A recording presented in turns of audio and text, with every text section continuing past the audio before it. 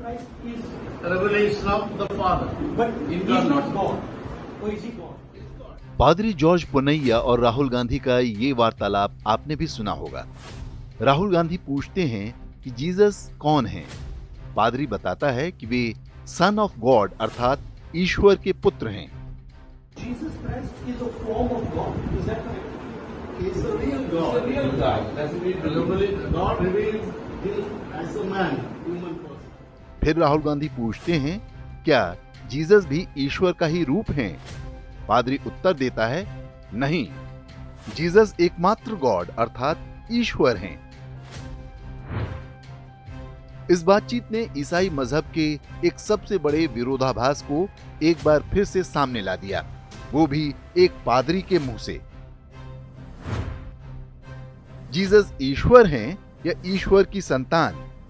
ये वो सामान्य सा प्रश्न है जिसका उत्तर पूरे ईसाई मजहब के पास नहीं है।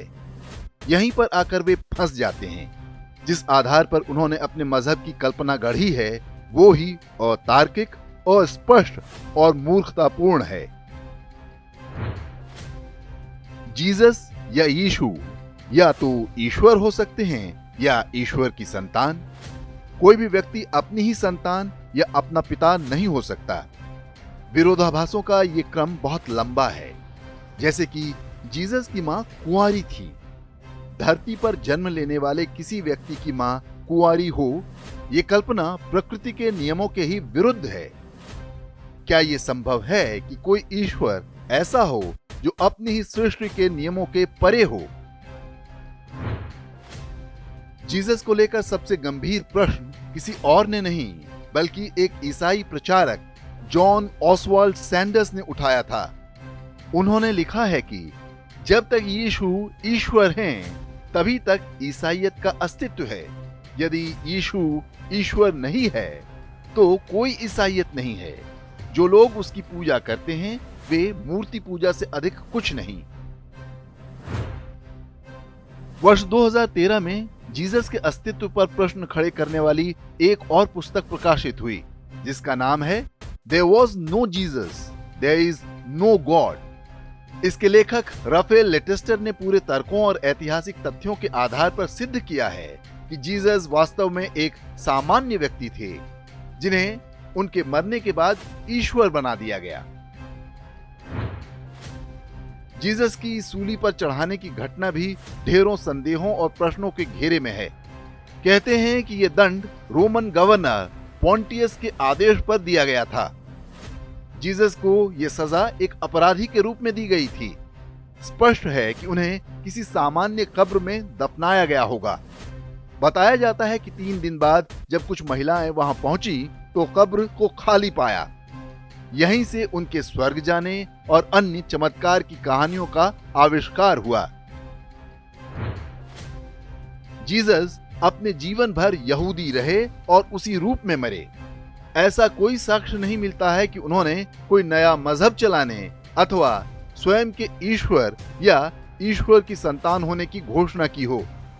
जिस बाइबल को ईसाइयों की पवित्र पुस्तक बताया गया वो भी जीसस के जन्म से पहले ही लिखी जा चुकी थी।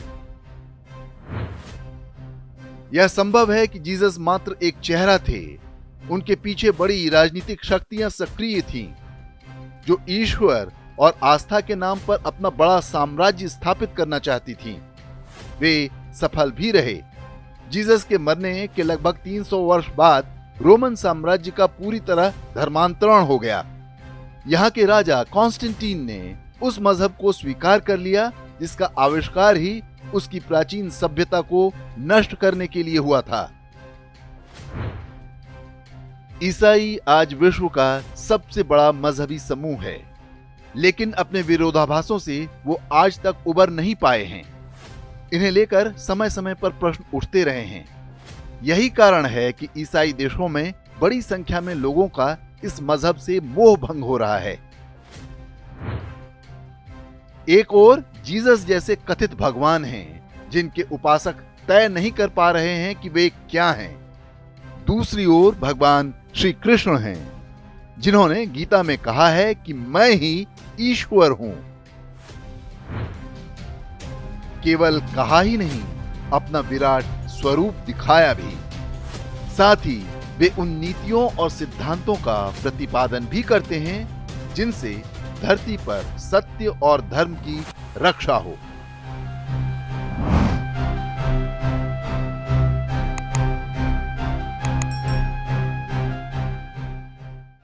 इंडेक्स ऑनलाइन के वीडियो समाज को समर्पित हैं। आप इनको डाउनलोड करके जैसे चाहे वैसे प्रयोग कर सकते हैं। चाहे तो आप हमारे टेलीग्राम चैनल से जुड़ सकते हैं।